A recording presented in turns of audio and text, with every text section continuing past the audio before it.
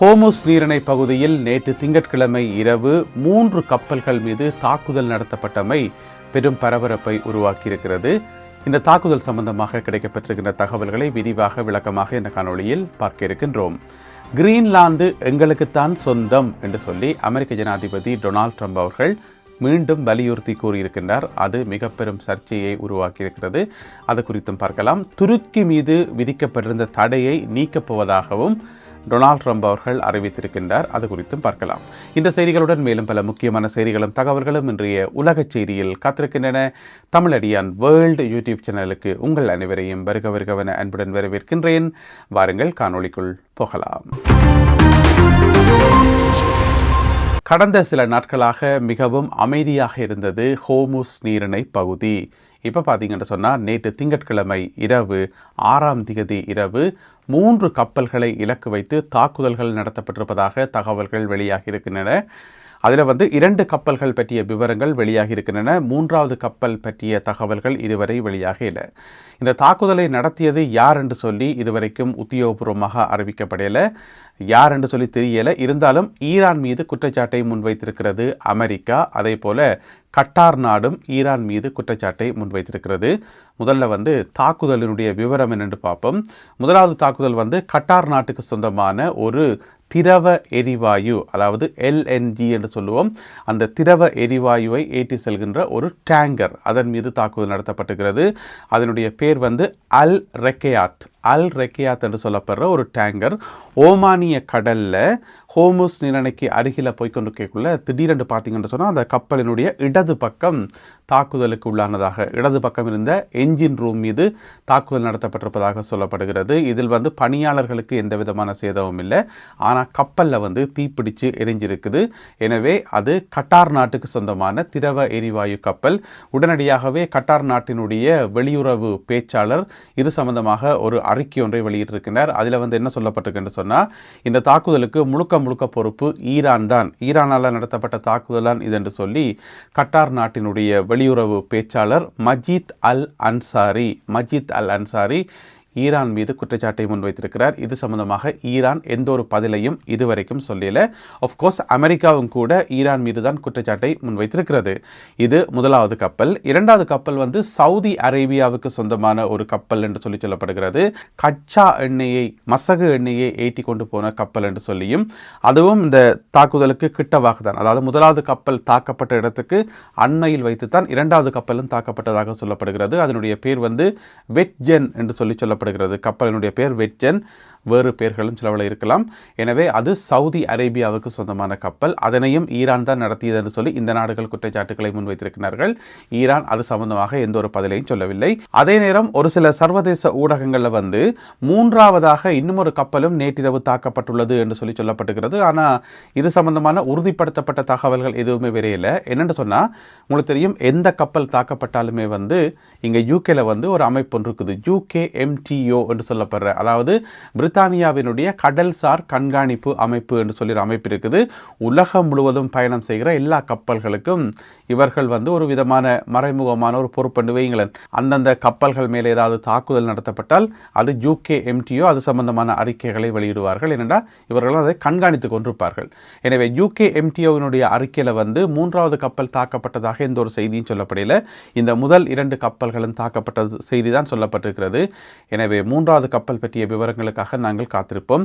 இப்போ எங்களுக்கு முன்னால் இருக்கக்கூடிய கேள்வி என்னென்னு சொன்னால், இந்த கப்பல்களை தாக்கியதன் காரணமாக இந்த அமைதி பேச்சுவார்த்தையில் ஏதாவது பிரச்சனைகள், ஏதாவது கோளாறுகள் வருமானு சொல்லி, என்னென்னா எல்லாருமே பிஸி. அங்கால ஈரானில் பார்த்தீங்கன்னு சொன்னால் இறுதிச் சடங்குகள் ஒரு பக்கம் பரபரப்பாக போய்கொண்டிருக்குது. இங்கால நேட்டோ உச்சி மாநாடு போய்கொண்டிருக்குது. இங்கால உலக கிண்ண உதைபந்தாட்ட போட்டி, விம்பிள்டனில் டென்னிஸ் போட்டி என்று சொல்லி பரபரப்பாக உலகம் போய்கொண்டிருக்குது. எனவே இது ஒரு யுத்தத்துக்கு ஒரு காரணமாக அமைஞ்சிருமா என்ற ஒரு கேள்வி இங்கே இருக்குது. இருந்த போதிலும் கூட இதுவரை அமைதிதான் நிலவுது. நேற்றிரவு அந்த தாக்குதல் நடத்தப்பட்ட பிறகு இன்று மாலை வரை ஹோமுஸ் பகுதியில் ஒரு அமைதியான நிலைமை நீடிப்பதாக தகவல்கள் வெளியாகி இருக்கின்றன. உங்களுக்கு ஞாபகம் இருக்கும் நினைக்கிறேன், இப்போ ஒரு 10 நாளைக்கு முதல் இந்த மாதிரி ஒரு கப்பல் மேலே ஈரான் தாக்குதல் நடத்தியதாக தகவல் வந்து அடுத்த நாள் இரவு வந்து பிறகு அமெரிக்கா தாக்குதல் நடத்தியிருந்தது. ஒரு வியாழக்கிழமை வந்து தெற்கு ஈரானில் வந்து தாக்குதல் நடத்தியிருந்தார்கள் அமெரிக்க விமானப்படையினர். எனவே இந்த தாக்குதலுக்கு பழி வாங்கும் விதமாக திரும்பவும் ஈரான் மேலே தாக்குதல் நடத்தப்படுமா என்னன்னு தெரியல. எனவே மேலதிக தகவல்களுக்காக காத்திருப்போம். அதே நேரம் அமெரிக்க ஜனாதிபதி டொனால்ட் ட்ரம்ப் அவர்கள் ஈரான் சம்பந்தமாக நேட்டோ உச்சி மாநாட்டில் வைத்து தெரிவித்த ஒரு கருத்துக்கு ஈரான் பதிலடி வழங்கியிருக்கிறது. முதல்ல ட்ரம்ப் என்ன சொன்னவர் என்று சொன்னால், இந்த 60 நாள் கணக்கு ஒன்றுக்கு தானே பேச்சுவார்த்தைக்கான 60 நாள் கணக்கு, அதிலே வந்து இப்போ 15-20 நாள் ஆக போகுது, என்ன ஒரு கொஞ்ச நாள் தான் கிடக்குது. எனவே அதற்கிடையில் வந்து ஈரான் சைன் வைக்கணும், அந்த முக்கியமான இறுதி ஒப்பந்தத்தில் வந்து சைன் வைக்கணும். அப்படி இல்லை என்று சொன்னால் நாங்கள் கடுமையாக தாக்குவோம், ஹிட் ஹார்ட் என்று சொல்லி கடுமையாக தாக்குவோம் என்று சொல்லி ட்ரம்ப் சொல்லியிருந்தவர். அதுக்கு ஈரானினுடைய வெளிவிவகார அமைச்சர் அப்பாஸ் அராக்சி உடனடியாக பதில் சொல்லியிருந்தவர், கடைசி வரைக்கும் நாங்கள் சைன் வைக்க மாட்டோம், நீங்கள் எதிர்பார்க்க வேண்டிய அவசியம் இல்லை, இந்த ஃபைனல் ஒப்பந்தத்தில் வந்து சைன் போடவே மாட்டோம், இந்த மாதிரி வெரட்டியெல்லாம் நீங்கள் எங்கள்கிட்ட சைன் வாங்க முடியாது, எனவே அமைதியான முறையில் பேச்சுவார்த்தை நடத்தலாம் வாங்க என்று சொல்லி ஈரானுடைய வெளிவிவகார அமைச்சர் அப்பாஸ் அராக்சி வந்து வேண்டுகோள் விடுத்திருக்கின்றார். டொனால்ட் ட்ரம்ப் அவர்களுடைய மிரட்டலை நிராகரித்திருக்கின்றார். ஹோமுஸ் பகுதியில் இப்படியான பிரச்சனைகள் போய்கொண்டிருக்கும் போது இங்கால துருக்கியில் பார்த்தீங்கன்னு சொன்னால் நேட்டோ உச்சி மாநாடு நடைபெற்றுக் கொண்டிருக்கிறது. இன்று 7ஆம் திகதியும் நாளை 8ஆம் திகதியும் 2 நாட்கள் நேட்டோ உச்சி மாநாடு. அமெரிக்க ஜனாதிபதி டொனால்ட் ட்ரம்ப் வந்திருக்கின்றார். இத்தாலிய பிரதமர் ஜோர்ஜியா மெலானி வந்திருக்கிறார். மற்றும் நேட்டோவில் அங்கம் வகிக்கின்ற நாடுகளினுடைய முக்கியமான தலைவர்கள் எல்லோருமே வந்திருக்கின்றார்கள். இங்கே என்ன பேசப்படுது என்று சொன்னால், ஒரே காரசாரமாக தான் இருக்குது, ஒரே சர்ச்சைக்குரிய கருத்துக்களும் காரசாரமாக இருக்குது. முதல் வந்து நேட்டோ உச்சி மாநாடு நடந்தால் சரியான சுமூகமாக நடக்கும், எல்லா தலைவர்களும் பெரும்பாலும் ஒரே கருத்தை தான் சொல்லுவார்கள், அப்படியே சுமூத்தாக போகும், மாநாடு நடக்கிறதே வெளியில் தெரியாது. ஆனால் இப்போ பார்த்தீங்கன்னு சொன்னால் அமெரிக்கா ஒரு பக்கம், அதுக்கு பிறகு ஐரோப்பிய நாடுகள் இன்னொரு பக்கம் என்று சொல்லி அந்த இழுவர் இருக்குத்தானே. என்னதான் நேட்டோ என்று சொல்லப்படுற ஒரு அமைப்புக்குள்ளே இருந்தாலுமே வந்து இப்போ வந்து நாடுகளுக்கு இடையிலான அந்த ஒரு பிரிவு இருக்கிறதன் காரணமாக இன்றைக்கே பயங்கர காரசாரமாக இருந்தது பேச்சுவார்த்தைகள். அதில் வந்து டொனால்ட் ட்ரம்ப் அவர்கள் தான் ஆரம்பித்து வச்சவர், பிள்ளையார் சுழி போட்டு ஆரம்பித்து வச்சதே டொனால்ட் ட்ரம்ப் அவர்கள் தான். என்னென்னு சொன்னால், எங்களுக்கு கிரீன்லாந்து வேணும், கிரீன்லாந்து தீவை எடுத்தே ஆகும் என்று சொல்லி. என்னென்னா கடந்த ஒரு 5-6 மாதமாக கிரீன்லாந்தை பற்றி வாயை திறக்கல. ஏனென்னா ட்ரம்ப் வந்து அங்கால ஈரானில் வந்து பயங்கர பிஸி. அப்போ அதில் வந்து கொஞ்ச நாள் கிரீன்லாந்தை வந்து அப்படியே ஒத்தி வச்சிருந்தவர் இப்போ பார்த்தீங்கன்னு சொன்னால் மறுபடியும் ஆரம்பிச்சிருக்கார். டென்மார்க்குக்கும் கிரீன்லாந்துக்கும் ஒரு சம்பந்தம் இல்லையாப்பா, டென்மார்க்குக்கும் கிரீன்லாந்துக்கும் செட் ஆகாது, கிரீன்லாந்துக்காரருக்கும் டென்மார்க்கை பிடிக்காது, டென்மார்க்காரரும் கிரீன்லாந்துக்கு வந்து காசை கொடுக்குறீல. அதாவது வந்து இப்போ டென்மார்க்கினுடைய ஒரு மறைமுகமான கட்டுப்பாட்டுக்கெல்லாம் கிரீன்லாந்து இருக்குது. எனவே ட்ரம்ப் என்ன சொல்கிறாருன்னு சொன்னால், இந்த 2 நாடுகளுக்கு இடையில ஒத்து வராது, ஏன் நீங்கள் உண்டா இருக்கிறீங்க, எங்களோட வாங்க, எங்களோட வந்து சேருங்க, நாங்கள் வந்து நிறைய காசை அள்ளி போட்டு உங்களை டெவலப் பண்ணுறோம்னு சொல்லி கணக்கெல்லாம் சொல்கிறார். ஆனால் கிரீன்லாந்துக்காரர் கேட்டால் தானே.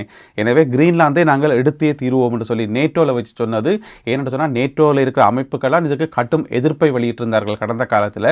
இப்போ அதே நேட்டோ மாநாட்டில் வச்சு ட்ரம்ப் இதே கருத்தை திரும்பவும் சொல்லி வச்சுக்கார். எனவே என்ன நடக்க போகுதுன்றதை நாங்கள் பொறுத்திருந்து பார்க்கணும். இது ஒரு பக்கம். அடுத்த பக்கம் பார்த்தீங்கன்னு சொன்னால், ஈரானிய யுத்த களத்தில் எங்களுக்கு நேட்டோ உதவி செய்யலை என்று சொல்லி ட்ரம்ப் திரும்பவும் சொல்லியிருக்கிறார். ஏன்னு சொன்னால், யுத்தம் நடந்த காலத்தில் வந்து திரும்ப சொன்னபடி நேட்டோ ஒரு சதத்துக்கு உதவாது, நாங்கள் நேட்டோ விட்டு வெளியில் போகிறோம், நேட்டோன்ற அமைப்பு இருந்து ஒரு பிரியோசனமே இல்லை, எங்களுக்கு உதவி செய்யலை என்று சொல்லி, அதாவது காலமாக சொல்லுவார் உதவி செய்யலை என்று சொல்லி, பின்னேரம் சொல்லுவார் எங்களுக்கெல்லாம் உதவி தேவையில்லை, நாங்கள் எவ்வளோ பெரிய வல்லரசு நாடு, எங்கள்கிட்ட இல்லாத ஆயுதங்களா, உங்கள்கிட்ட இருக்கிறதெல்லாம் ஒரு ஆயுதங்களா, உங்கள்கிட்ட இருக்கிறதெல்லாம் ஒரு போர்க்கப்பலா, அதெல்லாம் வெறும் டாய்ஸ் என்று சொல்கிறவரா இல்லையா. இப்படி மாற்றி சொல்லி கொண்டிருப்பார். இப்போ பார்த்தீங்கன்னு சொன்னால் துருக்கியில் வச்சு சொல்லிக்கார், நீங்கள் வந்து எங்களுக்கு உதவி செய்யலை, பொறுத்த நேரத்தில் கைவிட்டுட்டீங்கள், அதாவது எங்களுக்கு உதவி தேவைப்படையிலையப்பா, எங்களுக்கு தேவையே இல்லை, அமெரிக்கா வந்து யாரையும் நம்பி இல்லை, இருந்தாலும் நீங்கள் என்ன செய்கிறீங்கன்னு சொல்லி நான் டெஸ்ட் பண்ணி பார்த்தேனான்னு சொல்லி நேட்டோ தலைவர்கள் மத்தியில் சொல்லியிருக்கார் டொனால்ட் ட்ரம்ப் அவர்கள். அதாவது நான் உதவி வேண்டாம்னு சொன்னால் நீங்கள் அப்படியே விட்டுருவீங்களா, இதுதான் சாட்டண்டி போட்டு அப்படியே இருந்துருவீங்களா, அப்படி இருக்கக்கூடாது, என்ன நீங்கள் வந்து உதவி செய்யணும் என்ன என்ற மாதிரி டொனால்ட் ட்ரம்ப் அவர்கள் பேசி வச்சுக்கார். இந்த மாதிரியான ஒரு புடுங்குப்பாடு நேட்டோ உச்சி மாநாட்டில் வந்து போய்கொண்டிருந்தது. அதுக்கு பிறகு மிக முக்கியமான ஒரு முடிவை ட்ரம்ப் அறிவித்திருக்கிறார். என்னென்னு சொன்னால், இப்போ நேட்டோ உச்சி மாநாடு துருக்கியில் நடக்குது. எனவே துருக்கிய ஜனாதிபதிக்கு சொல்லியிருக்கார், எர்டகனுக்கு வந்து சொல்லியிருக்கார், உங்கள் மீதான தடையை வந்து நாங்கள் நீக்கிற ஐடியாவில் இருக்கிறோம், நீக்க போகிறோம் என்று சொல்லி. அதென்ன தடை என்று கேட்டிங்கன்னு சொன்னால், துருக்கி மீதான அமெரிக்க அமெரிக்க தடை என்னன்னு கேட்டீங்கன்னு சொன்னால் இது வந்து 2020ஆம் ஆண்டில் வந்து விதிக்கப்பட்ட ஒரு தடை. அதாவது 2020ஆம் ஆண்டு துருக்கி நாடு என்ன செய்து விட்டதுன்னு சொன்னால் ரஷ்யாட்ட இருந்து ஒரு அதிசக்தி வாய்ந்த வான் பாதுகாப்பு பொறிமுறை ஒன்றை வாங்கியிருந்தார்கள். அதாவது ரஷ்யாவில் உற்பத்தி செய்யப்படுகின்ற S-400 மிகவும் பிரபலமானது. அதாவது அமெரிக்காவினுடைய இந்த தாட் இந்த மாதிரியான வான் பாதுகாப்பு பொறிமுறைக்கு ஈக்குவலானது தான் ரஷ்யாவில் உற்பத்தி செய்யப்படுற இந்த S-400 என்று சொல்லப்படுற வான் பாதுகாப்பு பொறிமுறை. அதை வந்து ரஷ்யாட்ட இருந்து துருக்கி வாங்கினோன்னே அமெரிக்காவுக்கு கோபம் வந்துட்டுது. உடனடியாக துருக்கி மீது அமெரிக்கா ஒரு மட்டுப்படுத்தப்பட்ட அளவிலான ஒரு வகையான தடை ஒன்றை விதித்திருந்தார்கள். அந்த தடை இப்போ வரைக்கும் அமுலில் தான் இருக்குது. அதனை தான் நீக்கப் போவதாக இப்பொழுது டொனால்ட் ட்ரம்ப் அவர்கள் வாக்குறுதி கொடுத்திருக்கின்றார். நீக்கி போட்டு என்ன சொல்லியிருக்காருன்னு சொன்னால் F-35 போர் விமானங்கள் இருக்குத்தானே, அந்த போர் விமானங்களை வந்து எங்கள்கிட்ட வாங்குங்க, நாங்கள் தாரோம், நீங்கள் வாங்குங்கன்னு சொல்லி ஒரு டீல் ஒன்று கதைச்சு முடிச்சிருக்கிறார் இப்போ துருக்கியோட அமெரிக்க ஜனாதிபதி டொனால்ட் ட்ரம்ப் அவர்கள். எனவே மிக விரைவில் அமெரிக்காவில் இருந்து F-35 விமானங்கள் துருக்கி நோக்கி செல்லும் என்று சொல்லி எதிர்பார்க்கப்படுகிறது. எனவே இன்றைக்கு 7ஆம் தேதியும் நாளைக்கு 8ஆம் தேதியும் 2 நாட்களாக நடைபெறுகின்ற இந்த நேட்டோ உச்சி மாநாட்டில் இன்னும் நிறைய சுவாரஸ்யமான சம்பவங்கள் நடக்கும் என்று சொல்லி எதிர்பார்க்கப்படுகிறது. அங்கால ரஷ்யா ஒரு பக்கம் யுக்ரைனை போட்டு வெளுவெளண்டு வெளுத்து கொண்டிருக்குது. எனவே யுக்ரைனை வந்து காப்பாற்றணும் அல்லது யுக்ரைனுக்கு ஆயுதங்கள் கொடுக்கணும். அது பேசிக்காக வந்து டொனால்ட் ட்ரம்ப் அவர்களுக்கு விருப்பம் இல்லை. ஆனால் ஐரோப்பிய நாடுகள் அதை கேட்கும். எனவே அதில் என்ன விதமான முடிவுகளை எடுக்கப் போகிறார்கள் என்பதை நாங்கள் பொறுத்திருந்து பார்க்கணும். இப்படியாக பல காரசாரமான விவாதங்களுடன் போய்கொண்டிருக்கிறது இந்த நேட்டோ உச்சி மாநாடு. இதை விட இன்னும் ஒரு முக்கியமான பிரச்சனை, அது ஒரு தேவையில்லாத பிரச்சனை இருந்தாலும் அதுவும் ஊடகங்களினுடைய கவனத்தை பெறுது என்று சொன்னால், ஜோர்ஜியா மெலானி இருக்கிறா தானே, இத்தாலிய பிரதமர் ஜோர்ஜியா மெலானி, அவாவுக்கும் டொனால்ட் ட்ரம்ப் அவர்களுக்கும் இடையிலான அந்த ஒரு சண்டை, அந்த ஒரு முட்டுப்பாடு என்று சொல்லலாம். எனவே நேட்டோ உச்சி மாநாட்டுக்கு 2 பேரும் வந்திருக்கிறார்கள். இப்போ ஏதாவது புதுசாக ஏதாவது சண்டையை தொடங்க போகிறார்களா என்பதையும் நாங்கள் பொறுத்து பார்க்கணும். மேலதிக தகவல்கள் கிடைக்கின்ற போது அவற்றையெல்லாம் தொகுத்துக்கொண்டு அடுத்த காணொலியில் உங்களை நான் சந்திக்கின்றேன். இந்த காணொலியில் பகிர்ந்து கொள்ளப்பட்ட இந்த செய்திகள் தகவல்கள் தொடர்பான உங்களுடைய கருத்துக்கள் என்ன என்பதை மறக்காமல் கீழே எழுதுங்கள். மீண்டும் சந்திப்போம் உறவுகளே. நன்றி, வணக்கம்.